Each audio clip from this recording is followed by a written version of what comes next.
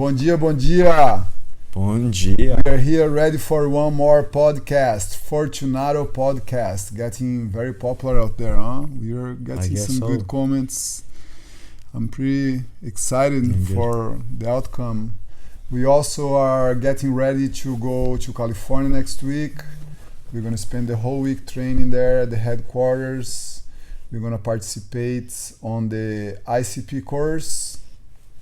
What we did already, we're going to recycle and learn and review everything again. I'm very, very excited to spend the whole week there training with different people and meeting new friends, seeing new old friends. Yeah.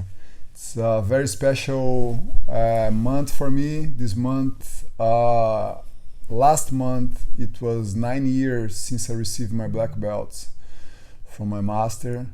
So I talked with him last week, and he told me to put my 3rd degree on my black belt. What I feel very honorable to achieve such a rank in Jiu Jitsu. I never thought to get so far. Actually, when I started to train Jiu Jitsu back in Brazil, my professor was still a purple belt. Oh wow! Yes, there is no black belts in my whole city. You know, in Brazil. What was it? What year? That was 1999. When I first went to the gym the first time, I remember it was a purple belt, 4-stripe teaching the class. And then right after he got his brown belt, and then maybe 2 years after he got his black belt. That's crazy. So it was, I remember I used to look at him and say wow, brown belt, oh my gosh. And time goes and you train and you like it. And here I am, nearly 10 years on the rank of black belt, sharing jiu-jitsu with a lot of people. And life is good, man. So happy to get here. It goes fast, no? Yeah, healthy and, very awesome. good. How do you feel in 3 stripes and everything? Very good, man. The next one is what, 5 years after? Yeah, another 5 years for the next stripe. Now so the first 3 years, 3 years, and then 5, 7. 31 years of black belt to achieve the next rank, the black and red belt. In the end of the day, it's just a belt to hold your gi. Doesn't matter too much, but of course, when you progress and you see your belt changing colors and getting stripes, it's your personal achievement. You don't have to be telling everybody like I'm doing now. You don't have to be telling everybody like I'm doing now, hey, I got my stripe. But it's a personal achievement. It's no, you feel happy with you and you feel proud of yourself. Yeah, it's really nice, really, really nice. That's awesome. Yeah. No, and it feels huge. For me, when I get it's just a recognition that we're stepping up. Mm-hmm. That's the same thing. It's the same thing. No, cool.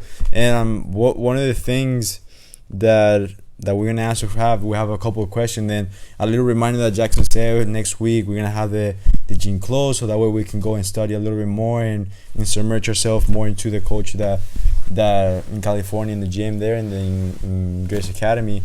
So we're gonna be there, just enjoying and learning more jiu-jitsu with them and having that mindset with them. So that way we can share more. And we have a couple of questions, and then hopefully next week as well we're gonna do a podcast there. It's gonna be exciting, so tune in for that.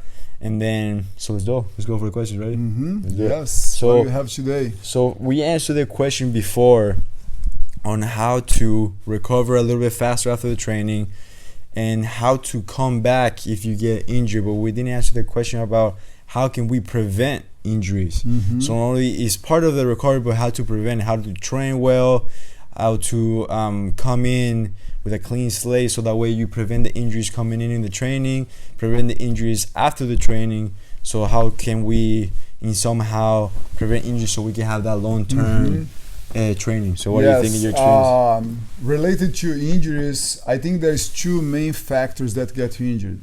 One of them, it's you being stubborn and you don't want to tap, you don't want to get yourself in a bad position, and you end up exploding and moving the wrong time, and you get injured. It's many different ways that you can get injuries doing that. You don't want to accept that situation that's happened there, and you try to go crazy, and that's a big factor of injuries. Another one is just freaking accidents. Freaking accidents that happen. Out of control, like imagine me training with a girl, not training, I was just teaching her, and my nail got inside her eye lens and scratched the corner of her eye. Me showing, like teaching her class number 3, and accidentally I hit her with my pinky, and my nail was not big or anything, just like cut the corner of her eye. And I remember she stopped to come training. I contacted her and I say, hey, what's happened? She said, oh, you're not gonna believe what's happened. That day I was practicing with you. You hit. I didn't even know in the time. Like we kept training. She didn't say anything, and she said, you hit with your pinky inside my eye, and you cut the corner of my eye, the cornea of my eye, and I actually had to do eye surgery. I was like, what's just happened here? Luckily it was a very simple surgery. She had eye lens before, like contact lens before, and she wanna do the eye 6 surgery anyway. So that was a push for her to go and do it. And she's back in training, like solid and consistent there. But like this is an example of like freaking nature of an accident that happened in the gym. You don't even see it, and you end up getting a little injured. Not little. This was kind of she keeps saying that was little, but for me it's big because it's an injury in the eye that I never heard before. And it happens all the time. Another thing that I see, that I keep saying to students all the time, like people sit in the mats after training like this, right? People sit in the mats like that. So you have they have the hand a little bit back as base, and then Jackson has the feet like forward. Sitting here, tired after training, maybe talk with your partner, and your arms right there, and there is 2 more guys rolling there, 2 heavyweights rolling there.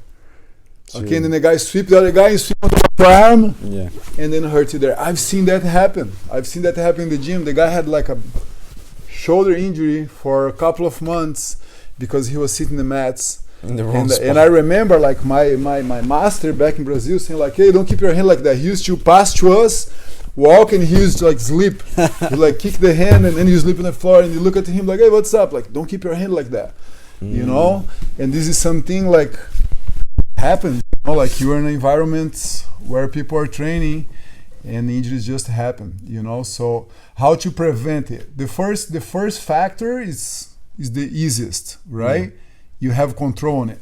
Boys, okay, you have control, but it's a little bit hard to do. You have to have a lot of mental control to do that, right? You don't be stubborn and don't go like that's the last minute of your life on an escape or even on an attack, or and that's gonna probably increase the chances of you getting injured. So you have control on that. That's the part and I believe that's what happened mostly. Mostly of the injuries happen out of this number one factor. The first one is the major one. I think this one is the one that you have control on it. You can minimize, and then the second one, the freaking nature of accidents that happen in the gym.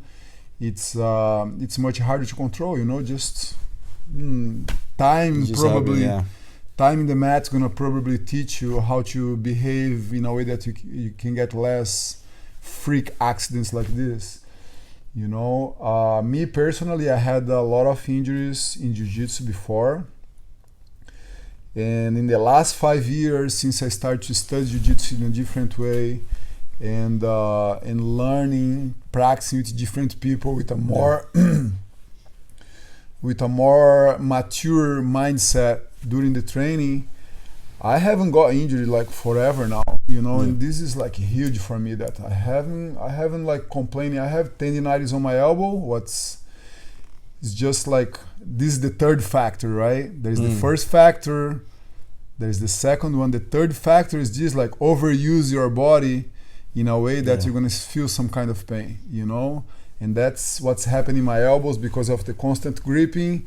I have to maintain some exercise and stretching, otherwise I have tendinitis in the elbow. It's very mild right now and come and goes, but this is the only thing that I have, you know, like everything else, like I used to have like knee pain, shoulder, neck especially. Oh my God, neck injuries is like so much out there, neck and ribs, you know, and most of them can be avoided with the right mindset, you know, like to don't be stubborn in training and I like that the controlling part, the out of control one, and then the other one is senescence. I think that's a word that I have learned pretty recently, that it just comes with age and comes with years of training and everything. It's just decaying of the body. That is just natural.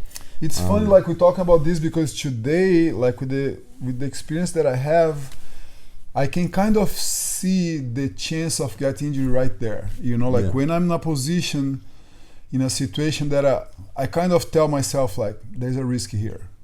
There is a risk right here. You know, should I risk it or not? Push it, You know, but of course you can't be in so much control of your body that you can detect that situation there and avoid it. You know, sometimes impulsively you just go and you do it, and then later feeling like there is this red light that clicks like, hey, why? Why jump over this position here, you know, like, or maybe like a crazy guard pass, the guy push you, like hit the head on the floor, hurt your neck, you know, like, is that worth it, or should I be more concerned here, wait, see what my partner gonna do more, and then let it go. So I've been able to apply that, I've been able to control that, and that's probably what's kept me off injuries for a long time now. Back injury gone, foundation training came and cut it off. What do I do to prevent injuries physically? To keep your body in shape and keep your body strong. You know, lots of stretching, foundation training. We've been doing a lot of Wim Hof method, you know, the ice bath with the breathing. Ice. And I like to run. I do at least like 5 to 10 miles a week. You know, I always do like 3-4 days of running a week. Very concerning too, the way you prepare yourself to don't get injured, and then you end up getting injury with parallel activity. You know, like you go and CrossFit and Jiu Jitsu, running and Jiu Jitsu, you know, like weightlifting and Jiu Jitsu, you know. It's crazy that sometimes more people that, well, in my experience in a few years that I have in Jiu Jitsu, more people are getting injured with the outside activity than Jiu Jitsu. So that's, for me, was surprising, that most people just go out and do something else and they get injured outside from it. So in the curious part is that most people are worried about jiu-jitsu getting yourself injured doing it, but actually you don't get that injury if you know what you're doing, and if you have good coaches and everything at your school, so that way they can handle that stuff and protect you in that manner enough for you to give you some safety tips and all that stuff. But you know what's great? The biggest achievement that we have in our business and at the gym today is exactly related to that. Injuries are so low in the gym, you know, comparing with all the other academies that I had and I participate and I trained. You know, I think our gym doing amazing. I remember in my previous academy in London, we used to have a form that the coach that was teaching the class have to fill up in case of an injury. So we have a database of all the injuries that happened during the year, you know. So everybody that got injured, like, what's happened? Rafael broke his finger in the trench yesterday. You need to go there, get a form, put the student name, fill up with everything what's happened there, and file it. You know, and I remember, like, by the end of the year, we go in that file, and there is like, man, so much work to do that, because there was a lots of forms. But this is something that's, if you are in a gym that there is a lot of, if you're a teacher and your gym have a lot of injuries, this is something that you can actually study, you know, like make a form where you can report all these injuries. So by the end of the year, you can go through them and see, like, have a little pattern of what's happening in your gym related to injuries, you know. And my partner in London, he was so organized and he was so dedicated to have the gym in a extra level of organization that he made this form of the injury form. You know, we used to fill it up, but he was too organized. He made the form to the form. One day he made he made a form for us to fill up, like with all the forms. If you have to, man, it was crazy. It's such a that's boring. Yeah, I like that. Yeah, but no, just to include on the point of view on the control one, I agree with Jackson on the mindset. That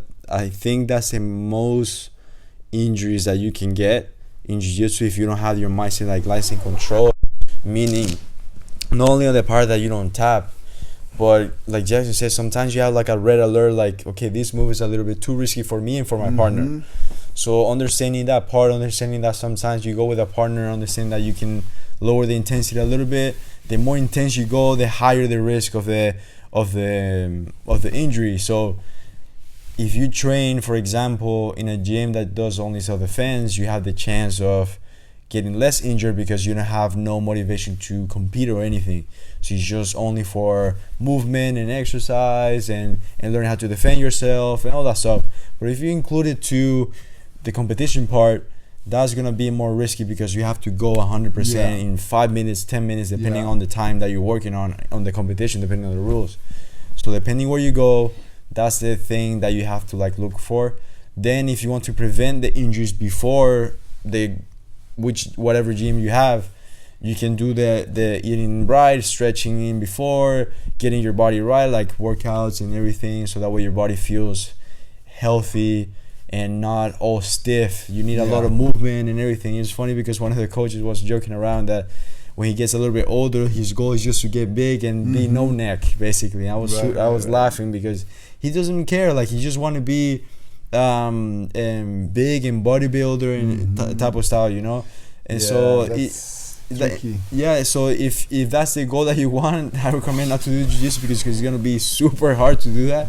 But there's some people that do actually bodybuilding and everything, physique stuff, and they do it still, but it's gonna be limited, you know. So depending on what you do, keep that in mind. You need a lot of movement, you need a lot of fluidity when you do jiu-jitsu. So for the last one, actually, you can transition well for how to pick the right gym for you, how to pick the right academy for you. So we did a video like a long time ago just talking about this topic, but this is super cool because Jackson had different gyms that he helped out, and this can be valuable for you if you're still deciding not only which gym you wanna pick, but you don't know how to pick one. So we can talk about it now. That's a beautiful transition. So what do you think? I think there is two types of customers. There is the student that come for himself, and there is the student there is the parent that come for his kids, or for the wife, or for somebody related to him. You know, so if you are the student that you're looking for a gym, where you start? You go online, you Google Jiu-Jitsu near me, you go there, you look at the reviews, you look at the pictures, and then you decide. And then it's time for you to take a decision like, oh man, this gym here look nice, and go there, do a intro class, see what they offer, you know, and experience and see how you feel. And what's the red flags when you go for the first time in a gym and you never know, you never been in a jiu-jitsu gym before, so everything for you there, you think it's correct, right? Did you sign a waiver before you go? Did you train? Did you roll straight away on the first class? How's the first class?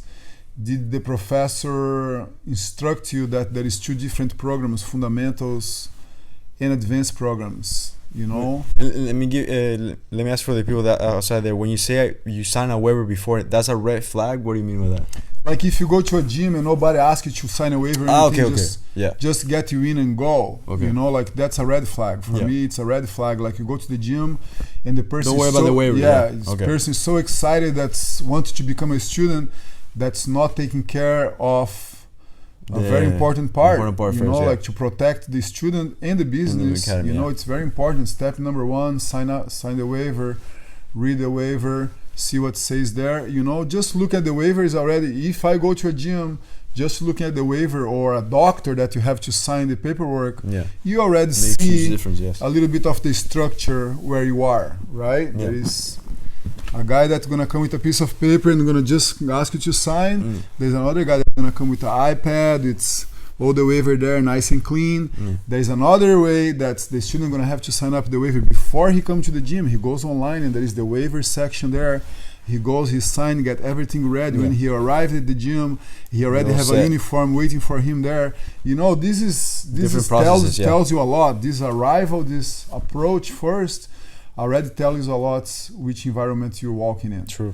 You know, so these are like little things that you can just pay attention and see if they are okay.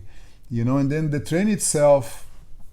You know, today with the experience that I have, that I've been teaching Jiu-Jitsu for many years now, you know, what we apply in the gym today seems to be so effective and so efficient. You know, for a brand new student that walk in, like sometimes he's not even a student because our gym is inside the sports centers. We share a sports center with soccer and other activities. So we get many students that walked in for something else. The student walking in for a birthday party. He come to ask if you do birthday parties, soccer birthday parties. And then I was there in the front desk and he like, hey, what are you guys doing there? Jiu-Jitsu. What's Jiu-Jitsu? I would like to try. And that guy become a student. You know, so it's a random guy that was just walking by and he got interested because he saw it. He saw Jiu-Jitsu happening there. And then, that guy is so vulnerable. You know, everything you tell him, he's just going to believe on you and he's going to do what you instruct him to do. You know, so these things are very, very important, you know, and that brings me to how structured is the program that you've been offered, you know, like what's a simple question that you can do, like, hey, so what's my goal as a student? Like, what's the goal should I have when I sign up? You know, the coach gonna come and like, hey, you like the class, you wanna sign up? Yeah, I wanna sign up, but what should be my main goal now after I sign up? What should I look for? You know, how do you answer that? You know, like, no, just come and train, man, you're good. Just come and train. Just, man, get your gear, come and train every day, you're good to go. Don't worry about it. You know, that's what I would answer years ago. You know, like, they say, what's my goal? Man, don't worry about it, just come and train, you're going to be okay. Okay? Today, I can tell you much more than that. I can tell you much more. Look, your goal right now is to make these classes here one time. That's your main goal right now. If you do all these classes here one time, all these classes of your program here, the fundamentals program, we have this the second step, 36 class, 23 classes. If you fill this card here one time, that's your main goal now. And then your second goal is going to be complete this card, do the reflex classes, and then you're going to set your next goal that's going to be your colored belt. You know, like, this would be for a student that you see like he need like small. They know those steps. Step by step. You know, like he want a goal that he can achieve without being too long doing that. You know, you can feel that on the student, like. And then other students, like a guy that already do Jiu-Jitsu, he come as a blue belt already. We've been getting a lot of people, right, coming from with different backgrounds in Jiu-Jitsu.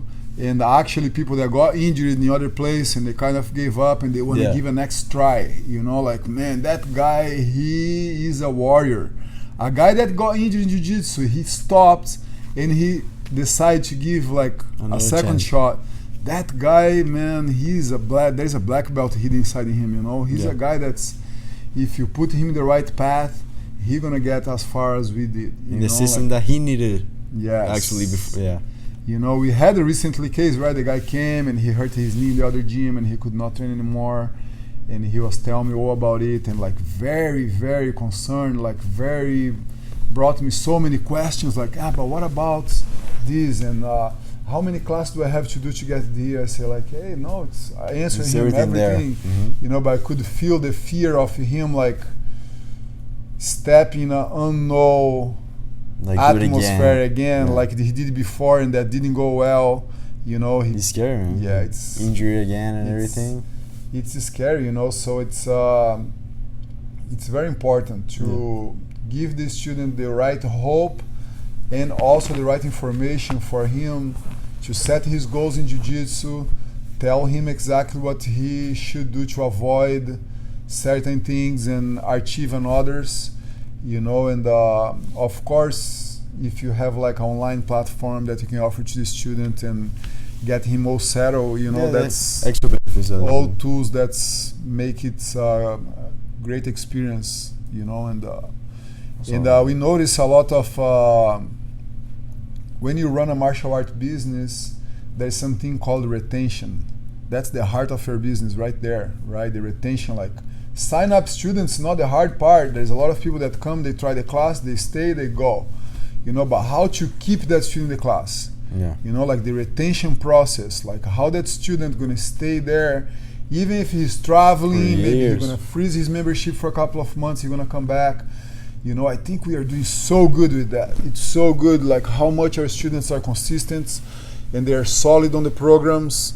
They've been in contact, they've been participating on the events that we do, they've been coming to the game day to help with the kids, and it's just like very, very, very, very nice the way that's everything is happening now. No, and you have to see that as a client when you come in, how many students for years that they have. They have a small group. Mm-hmm. If a small group, and that's basically the whole class, you want to be there because that means that there's not people staying there for years.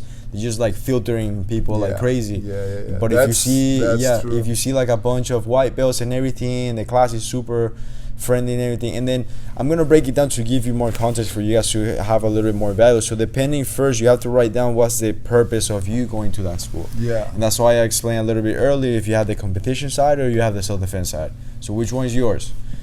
The competition side is just you're gonna compete, go to tournaments, win medals and everything. So you're gonna look for an academy that has a bunch of medals around. Or even the, sorry to interrupt you. Yeah, go ahead. Maybe your goal is not even like to compete, or you go to a jiu-jitsu gym, focus on competitions, but you know that you're never gonna compete. But you have to remember that you're gonna be in that environment with people that are gonna compete. Yeah. Right? That's a very important thing to say, like, no, I'm never gonna compete, but you are part of a group that goes to compete. So they train in a way that they are preparing to compete, and you're gonna be part of that environment there. Yeah, no, and that makes a huge difference. So that's why you have those type of two mentality. And when Jackson says there's one in the middle that wants to learn maybe the other side, I recommend if you're in the middle, you don't know where to go, you should go to the self-defense side. That way you're a little bit more safer in that manner, because then you go to the competition, like Jackson said, you go to that environment, and it's gonna be worse because they have to train in a way that is too intense, because they have to win. They have to win in a compact period of time. So the training method and the training goal, the training techniques, everything, the context is different when you go to the gym. So you have to ask yourself, do you want to compete or do you want to just learn jiu-jitsu? If you want to just learn it, go to a self-defense oriented academy, and now we're going to let you know what's the difference between both, right? You go to a competition gym, you're going to see a bunch of medals, like I was saying. You come in, most of them, not to say like the majority, they're gonna have the medals around. They're gonna have that type of like proudness of the trophies. So in the environment, you're gonna talk to them and everything. Hey, how many tournaments you go? They go almost like every week or every like once a month or something like that. I'm not familiar to it because my first experience was directly with Jackson, directly with self-defense, so I didn't have that experience on that part. But for the stories that I heard, and one time that I went to one of the academies, is just medals around. They have the cages if they go like MMA or something like that. So they have all the stuff that you know that they compete, and then you see the people as well, how they train, the curriculum and everything. Try it out. You will know. You will know in just in a couple of days. You will know that they're a competition gym. Now you go to the other side. On the competition part, to give you a little context, careful with the waiver. When you sign it, read it, please. On the competition side, sometime it happened with one gym, with one of the parents that we had. They signed the waiver and they got it into a contract like right away. So they got closed for 2 years. So when you have the waiver, make sure that it's not a contract. It's just a waiver. After you do the trial, make sure that you're reading exactly what you're getting and not signing anything before you made the decision. So in that part, in both parties, it can go in both ways. Now, if you go to a self-defense school, in a few days, you're going to know if they're a self-defense or not. Now, how to understand what's the difference between competition and self-defense is how the context of each technique that they train.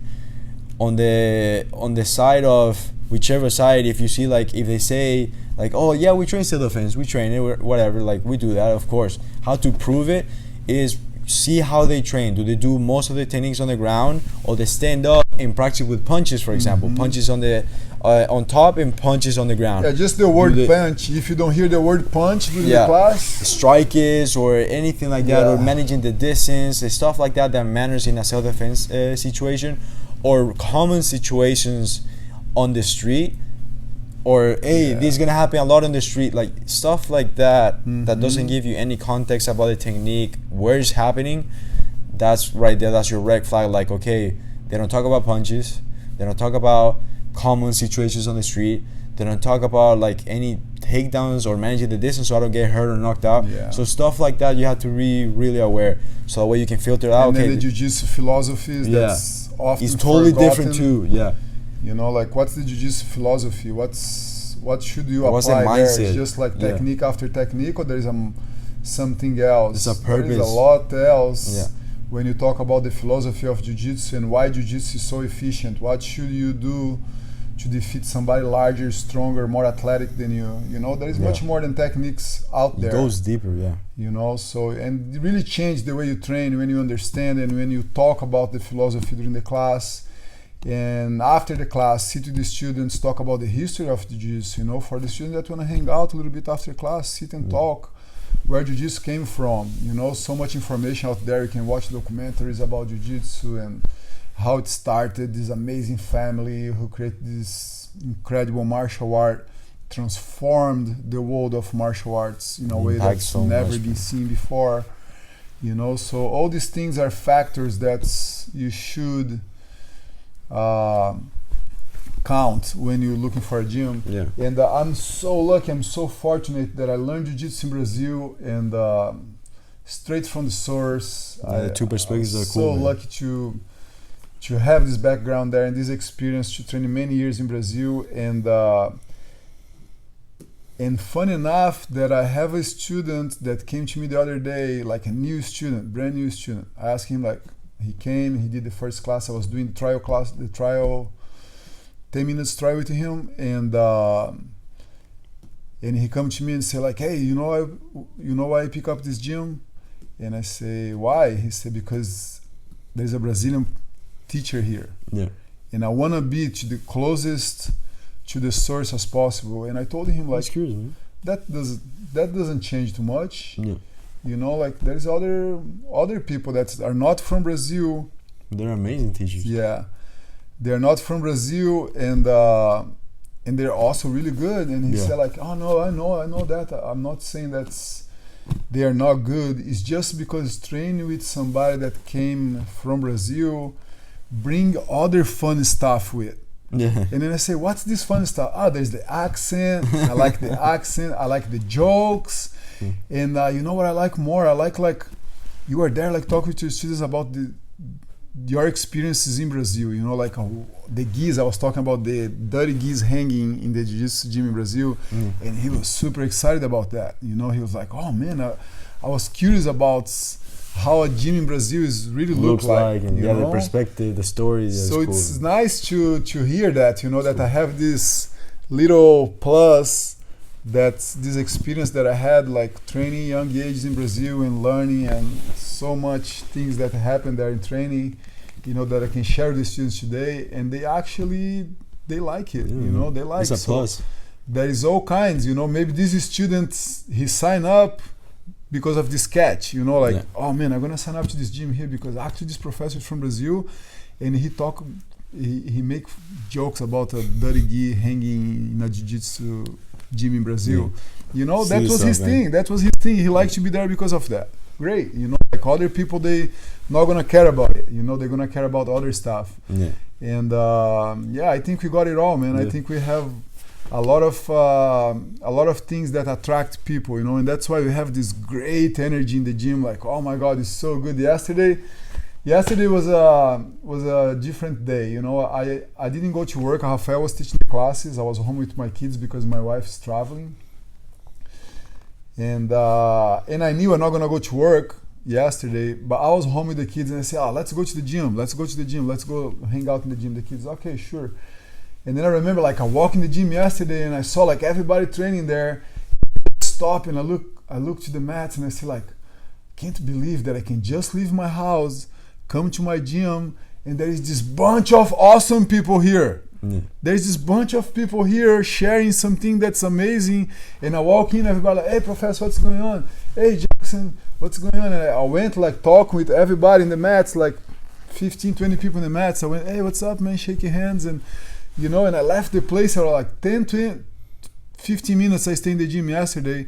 I left the gym, I got the car like, oh my God, this is so good. I didn't even train or do anything, just to go there and see that environment, you know, and that's so good. And sometimes I really appreciate students when they get, there is something that's don't allow them to train. Maybe they are sick, maybe they're injured, maybe they are tired, you know, from work. There is a guy that he goes to the gym, but he don't want to train because he's too tired. But he's there, he's sitting there, talking here and there, looking, ask a little question, sit after, you know. So there's so much more involved than go there and show this perfect technique that's gonna work all the time. You know, there's so much there. Jiu-Jitsu is so amazing. It's incredible. I don't know. Yesterday was a bomb of rewards that came to my head when I walk in the gym. I was like, oh my God, man, I'm so lucky, you know. It's so good. No, and that's the thing to end the video and everything. That's the thing that you have to ask yourself. You're gonna get in a community. You're gonna get into a community. Basically, when you pay to learn jiu-jitsu, not only you're paying, you get into a community of people, and you have to check out if the chemistry is there with you guys, with all the people around you and everything. And one of the things we talk a little bit more on like everybody, but to give value with, if a woman is seeing the video, for example, you want to make sure to feel comfortable with the gym that you're at. And if you don't want to go just in and just go for the jiu-jitsu part and train with everybody, like mix, make sure that you have woman class for you only. If they have it, that's amazing. That's a plus that you can have. If not, and the only option is the mixed part, hopefully you still train jiu-jitsu, but make sure that you feel super comfortable with instructors and with the students, because that's going to be not only a plus for you, but jiu-jitsu is going to benefit you a lot with the confidence and the security for you to feel and defend yourself outside. So it can be everything, not only as a woman, but as a man as well. It happens a lot of times. Men are scared just to go in and train. It happened to us several times. Make sure that your kids feel comfortable as well. The other kids are not bullies and anything like that. So just the environment, careful with the waivers, check if the gym is clean. That's one of the things that I have seen from many gyms. Not most of them, but there's a few that they just smell. And if they just smell, that means that there's a couple of things that they have dirty out there. So make sure that is everything nice and clean, and that you enjoy it. The most important part, that you go there and you're like Jackson goes. He went for 10 to 15 minutes. He got super excited because of the energy so well. So you want to feel the same way. You want to go into the gym feeling that way, feeling better, and going excited to go and train. So anything else before we go? Yeah, it's great. I like to share these things because when you talk about a new student going to a new environment, there is so much things that we cannot see, you know, like when we look from the inside the mat, we look like, oh yeah, just do it, just walk in and do it. So simple, right? You sign the waiver, you do a trial class, and you're good. But there's so much more than that for that student to really like jiu-jitsu and really embrace the lifestyle, you know. So all these details make a lot of difference, you know. Like as a business owner, me and Rafael, we are growing very solid because we have these details in place. I believe that we've been working very, very hard to get these details in place for make the student, the main goal, the ultimate goal is this, to get a new student walk in the gym and feel comfortable and feel home. You know, like right after, you know, the next day you send an email welcoming him with details that he needs to know. And 2 weeks after, if that student don't respond, you always call and check on him and see how things go, you know, like just regular things that business do. But there's two ways to do that. You know, there's the way that you do with your heart because you really care about that person. Yeah. And there is the way that's you pushing just to make more money and count another number in, and you know, like you don't really care. You know, it's all an automated system that's, you know, there is no this physical contact and this. Yeah, the intentions of the communication with you. Energy. Yeah, the intentions matter at the end of the day. That's why you feel it. You feel it when he's trying to get your money, and you feel when somebody's really trying to help. And that's the point of this type of videos, is to give you as much value as we can, empathizing with you that either way, if you're not here, either way, if you're not coming to our gym, the important part is that you get the value and you train jiu-jitsu in another gym, because that's the most important part. So that way you feel empowered, and then you can hopefully visit us one time and train with us, and or you can go to several gyms and have the courage, because it's not hard, but we're trying to make the friction, the scary, the fear a little bit smaller, so that way you can step into a jiu-jitsu gym and feel more comfortable, to the gym that you want to go, to the gym that you feel better and you feel comfortable to go. Yeah. So, cool. So we hope to see you next week. We're gonna be in California, and we hope check out next week podcast. We hopefully either have a surprise guest, or we're just gonna tell the experience that we have there, and then hopefully we can do it like in the beach or something. Yeah, right. Cool, that's cool. gonna be cool. So obrigado, Thank you guys. Thank you See so you much. next week. Bye. Bye.